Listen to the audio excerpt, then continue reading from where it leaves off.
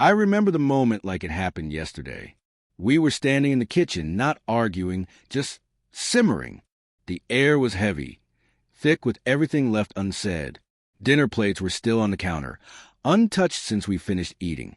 She leaned against the sink, arms crossed, wearing that cold, distant expression she'd been perfecting for months. And then she said it, "Other men want me, you know." No anger, no fight, just a calm, calculated statement. She didn't say it to confess.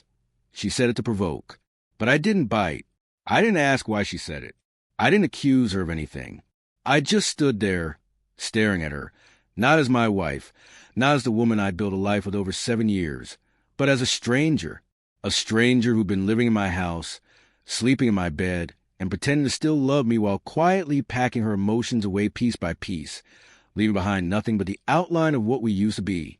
That was the moment I knew she was already gone, emotionally, mentally. The connection we once had wasn't broken suddenly. It had been dissolving slowly, quietly. All that was left was an echo. I didn't raise my voice. I didn't throw anything. I didn't even ask her what she meant. I just nodded, turned, walked to the bedroom, packed a small bag, grabbed my keys, and left. No drama, no confrontation, just silence. I drove 3 hours north that night to an old cabin my uncle had left me when he passed. It was run down, mostly forgotten, but it had electricity, quiet, and no cell service. Exactly what I needed.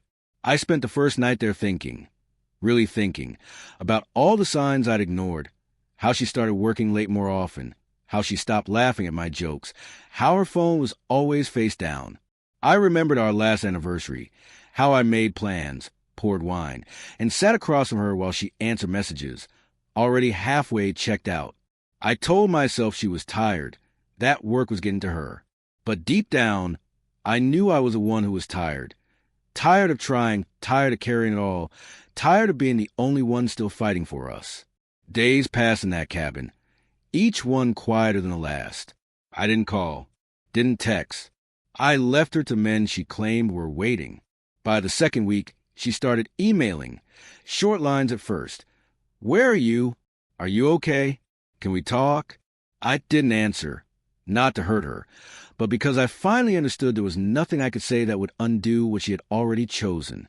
By week 3, the emails grew longer. She said she didn't mean it, that she was angry, that she felt invisible. She wrote things like, "I just wanted to feel wanted. I didn't know you still cared. I thought you stopped loving me." But I had loved her, deeply.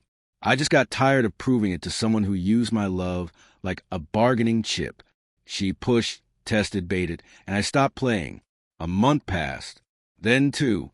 When I finally came back to the city, I didn't go home. I found a small apartment and started over quietly, on my own terms. She didn't even know I was back.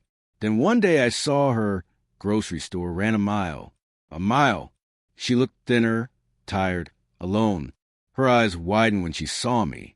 I gave a polite nod and kept walking, but she reached out, touched my arm. "Please," she said, barely above a whisper, "can we talk?" I looked at her the same way I did that night in the kitchen, like a stranger, and for the first time, her regret wasn't wrapped in anger or manipulation.